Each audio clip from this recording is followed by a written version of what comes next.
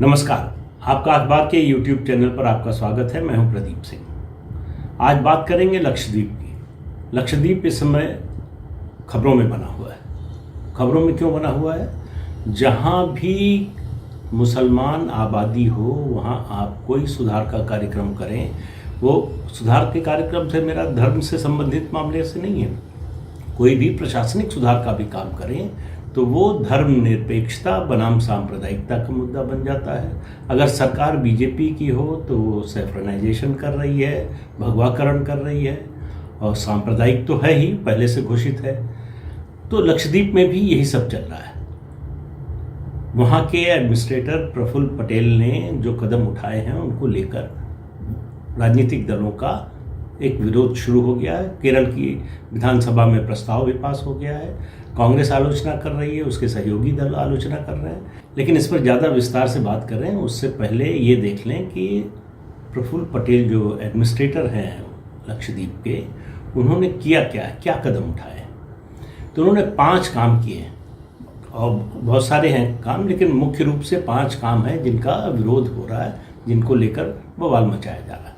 पहला क्या है कि गोमांस की बिक्री नहीं होगी, गोहत्या नहीं होगी। गाय, बछड़ा, बैल और भैंस को मारा नहीं जाएगा। कोई भी गोमांस जो है अपने घर में या दुकान में या किसी भी ऐसी व्यापारिक प्रतिष्ठान में नहीं रख सकेगा, नहीं बेच सकेगा, उसका व्यापार नहीं कर सकेगा। एक। दूसरा, उन्होंने कहा कि पंचायत चुनाव में, जो कई और राज्यों में भी लागू हो चुका है, कि वही लोग खड़े हो सकते हैं जिनके 2 बच्चे हैं। उसके लिए कट ऑफ डेट तय कर दी गई है कि इससे पहले जिनके 2 से ज़्यादा बच्चे हैं उन पर ये लागू नहीं होगा। 2 से ज़्यादा अगर बच्चे हैं तो आप पंचायत चुनाव नहीं लड़ सकते।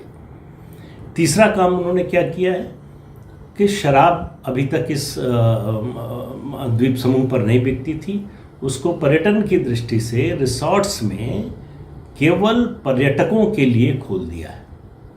उसका विरोध हो रहा है। चौथा काम उन्होंने किया है कि लैंड यूज में बदलाव का। उन्होंने कहा ये जो है ये डेवलपमेंट एरिया होगा, प्लान एरिया होगा, यहाँ पर बड़े प्रोजेक्ट आएंगे, होटल खुलेंगे, स्कूल खुलेंगे, कॉलेज खुलेंगे, इंजीनियरिंग कॉलेज, मेडिकल कॉलेज। क्यों यहाँ के बच्चे बाहर जाएं पढ़ने के लिए, केरल, तमिलनाडु और दूसरी जगहों पर, देश के दूसरे हिस्सों में, उनको पढ़ाई का यहीं पूरा सिस्टम, पूरी व्यवस्था यहाँ उनको मिले। इस तरह का डेवलपमेंट हो जैसे बाकी केंद्र शासित क्षेत्रों में है।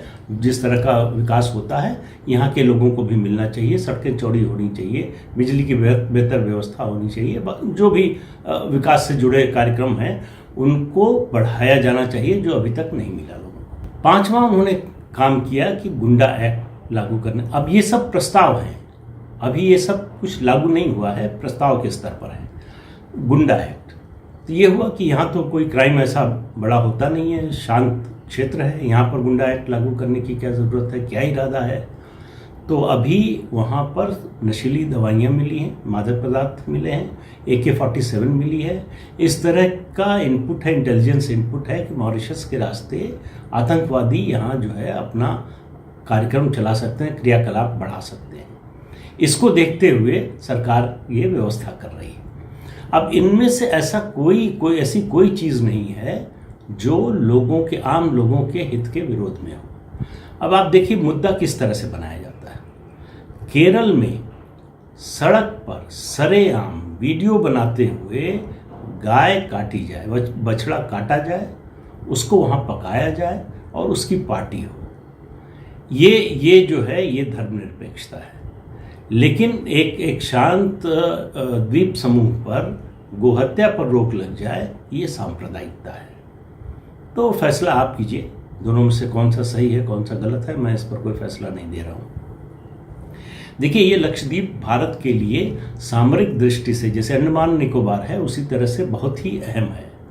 यही वजह है कि पाकिस्तान और चीन दोनों की इस पर नज़र रहती है। आज़ादी के बाद ही 47 में ही पाकिस्तान की नौसेना इस पर आक्रमण करने के लिए आई थी यहाँ पर, और उनकी कोशिश थी कि ये मुस्लिम बहुल है, इसलिए जो है इस पर कब्जा कर लिया जाए। वो तो सरदार पटेल उस समय तक जीवित थे, उन्होंने कोचीन से जो है सेना भेजी और उन जितने पाकिस्तानी आए थे सब मारे गए। तो इस द्वीप के इस्लामीकरण की भी एक छोटी सी कहानी है। और कहानी ये है, एक पीर साहब थे, पीर मियाँ उबैदुल्ला। उनके सपने में पैगंबर इस्लाम आए और उन्होंने कहा कि जहाज लो और पूर्व की दिशा में जाओ और वहाँ इस्लाम का प्रचार करो। तो वो जहाज से चले और लक्षद्वीप पहुँच गए। यहाँ उन्होंने एक लड़की से शादी की। शादी के बाद उन्होंने धर्म का प्रचार शुरू किया।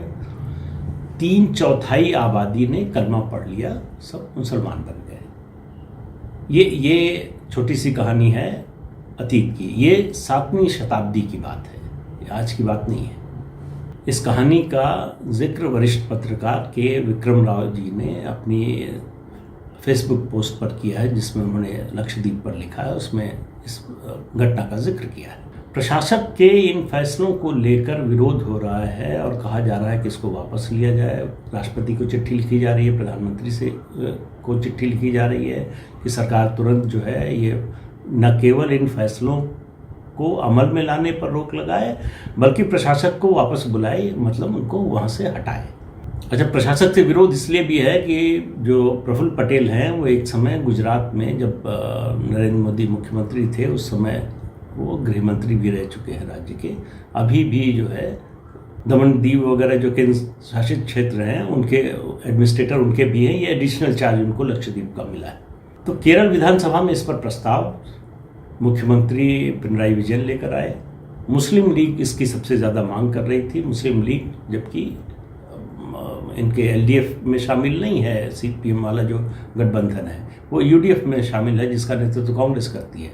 लेकिन कुछ संशोधनों के साथ कांग्रेस ने भी इसका साथ दिया, सारी पार्टियों ने साथ दिया और ये प्रस्ताव पास हो गया। पास हुआ कि ये सेफ्टनाइजेशन की कोशिश हो रही है, भगवाकरण की कोशिश हो रही है, इसको रोका जाए। अभी नहीं रोका जाए गया तो बड़ा नुकसान हो जाएगा और तुरंत जो है सरकार एडमिनिस्ट्रेटर को वापस बुलाए और इन ये जो प्रस्ताव उनके हैं इन पर अमल ना हो। अब एक संवैधानिक सवाल है, एक केंद्र शासित क्षेत्र है और दूसरा एक राज्य है, पूर्ण राज्य। क्या किसी राज्य को किसी यूनियन टेरिटरी के बारे में कोई प्रस्ताव, वहाँ के प्रशासनिक सुधार के बारे में कोई प्रस्ताव पास करने का अधिकार है? तो ये पूछेगा कौन? इसलिए मामला अदालत में भी गया, केरल हाईकोर्ट में गया। वहाँ क्या हुआ ये बताएंगे आगे, लेकिन एक और बात बताते हैं आपको, और उस किस्से से यहाँ की स्थिति का थोड़ा आपको और अंदाज़ा होगा। 2015 में केंद्र में मोदी सरकार बनने के बाद की ये घटना है। एक मलयालम फिल्म की शूटिंग होनी थी लक्षद्वीप में। उसके लिए परमिशन एडमिनिस्ट्रेटर से ली गई, मिल गई परमिशन। जहाज़ से जो है, पानी के जहाज़ से ही या फिर हवाई जहाज़ से, जो उस अभी मुझे मालूम नहीं है, एक समय खाली हफ्ते में 2 दिन फ्लाइट जाती थी। तो वहाँ पूरा क्रू मेंबर था, तो जाहिर है पानी के जहाज़ से जा रहे थे। वो रवाना हो गए, तब खबर आई एडमिनिस्ट्रेटर की ओर से कि ये परमिशन कैंसिल कर दी गई, शूटिंग नहीं हो सकती है। हालांकि उस फिल्म की शूटिंग वहाँ पर हुई, कैसे हुई ये बताते हैं। उसके एक मलयालम अभिनेता हैं पृथ्वीराज सुकुमारन, उन्होंने बड़ी तारीफ़ की है लक्षद्वीप के लोगों के कि जब मैं शूटिंग के लिए गया था बड़ी गर्मजोशी से मिले थे, बहुत अच्छे लोग हैं और ये जो कदम उठाए जा रहे हैं सब लोगों के विरोध में है। लोग मुझे लगातार फ़ोन कर रहे हैं और कह रहे हैं कि किसी तरह से आप कुछ हस्तक्षेप कर सकते हो, बचा सकते हो तो बचाइए, सब लोग नाराज़ हैं। वो उन्होंने ये जो है सोशल मीडिया पर इस तरह के पोस्ट डाले हैं। लेकिन उसी फिल्म के डायरेक्टर, जिन पर ये सब जिम्मेदारी थी शूटिंग की, परमिशन की, सबकी, उन्होंने भी एक किस्सा शेयर किया। उन्होंने कहा कि रास्ते में जब हमको पता चला कि ये परमिशन कैंसिल हो गई है, तो हमको लगा कि अगर हमने ये बात जो दूसरे निर्माता हैं उनको बताई तो फिल्म का पूरा जो है वो बनना ही एक तरह से रद्द हो जाएगा, फिल्म नहीं बन पाएगी। तो उन्होंने दिल्ली में संपर्क किया विदेश मंत्रालय से और कहा कि ऐसी ऐसी समस्या है। विदेश मंत्रालय में उनकी बात सुनी गई, उसमें सुषमा स्वराज थी विदेश मंत्री। एडमिनिस्ट्रेटर, लक्षद्वीप के एडमिनिस्ट्रेटर को दिल्ली बुलाया गया। तो अब इन लोगों के पास समय कम था, जो फिल्म यूनिट जा रही थी उनको लगा पहुंच गए, वहाँ परमिशन नहीं है तो क्या स्थिति होगी। तो कैप्टन से रिक्वेस्ट किया, जो जहाज़ का कैप्टन था, कि थोड़ा और घूम कर चलिए कि जिससे समय ज़्यादा लगे। और इनकी शूटिंग 3 द्वीपों पर होने वाली थी, कावारत्ती, बंगाराम और थिन्नाकारा। बंगाराम आपको याद होगा, वहाँ उसके बारे में अभी 2019 के चुनाव में भी फिर से जिक्र आया, जब प्रधानमंत्री नरेंद्र मोदी ने कहा कि राजीव गांधी अपने पूरे परिवार के साथ किस तरह से वहाँ छुट्टी मनाने गए और नेवल शिप को बुलाया गया वहाँ पर। वो सब काफ़ी कुछ छप चुका है। इंडियन एक्सप्रेस ने उसी दौरान 1987 में काफ़ी विस्तार से इस बारे में लिखा है, तो उसका जिक्र यहाँ पर नहीं करेंगे। तो विदेश मंत्रालय ने जब बुलवाया एडमिनिस्ट्रेटर को, तो उनसे पूछा कि लक्षद्वीप भारत का हिस्सा है कि नहीं। तो जाहिर है उनका जवाब था कि जी हाँ बिल्कुल है। तो उन्होंने कहा अगर लक्षद्वीप भारत का हिस्सा है तो ये शूटिंग किसी भी कीमत पर होगी। अच्छा, क्यों परमिशन कैंसिल की एडमिनिस्ट्रेटर ने?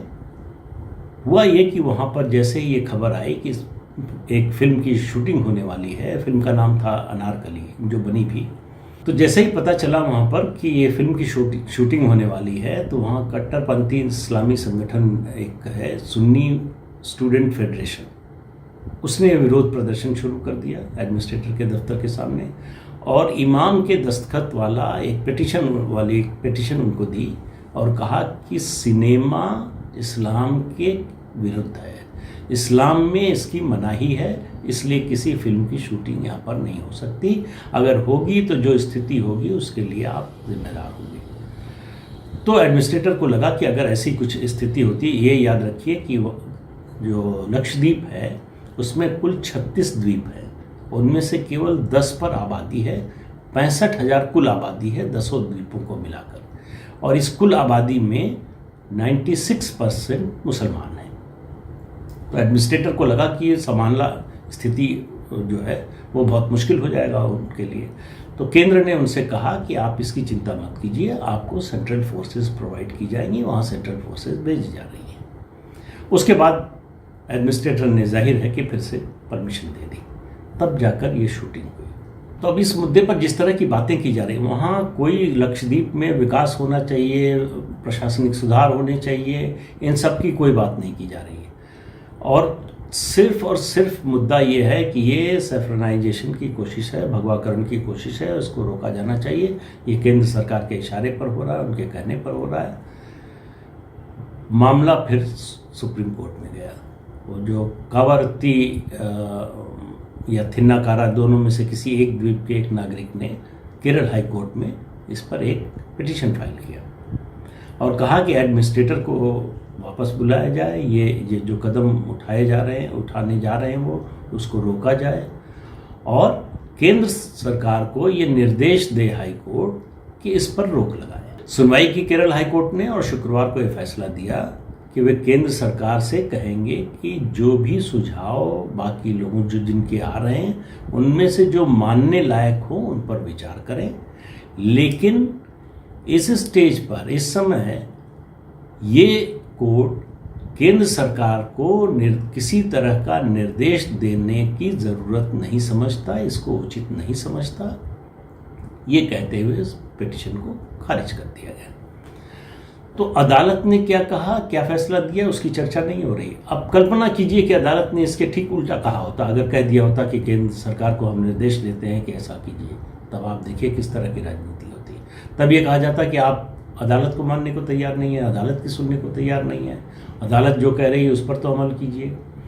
अब जो अदालत कह रही है उस पर अमल करने के लिए कोई नहीं कह रहा, तो अदालत का फैसला भी सिलेक्टिव हो गया कि हमारे पक्ष में आएगा तो अदालत सही है, निष्पक्ष है, हमारे खिलाफ आएगा तो अदालत पक्षपात कर रही है या समझ नहीं पाई मुद्दे को, या वो उसने इसकी गंभीरता को नहीं समझा। तो लक्षद्वीप के मामले पर अभी ये अंतिम बात नहीं है, ये मामला अभी और आगे चलने वाला है, क्योंकि अभी तो ये प्रस्ताव थे। जब इन प्रस्तावों को लागू किया जाएगा, हालांकि केंद्र सरकार ने कहा है कि सबकी सहमति से, रजामंदी से सबसे बात करके लागू किया जाएगा, लेकिन ये प्रस्ताव लागू होने हैं ये आप मानकर चलिए, और उसके बाद क्या होगा, जब होगा तब फिर मिलेंगे हम लोग, फिर बात करेंगे। आज के लिए इतना ही, अगले अंक में फिर मिलेंगे किसी नई खबर के साथ, नए मुद्दे के साथ। तब तक के लिए इजाज़त दीजिए, नमस्कार।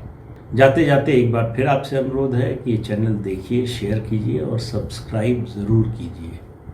नमस्कार।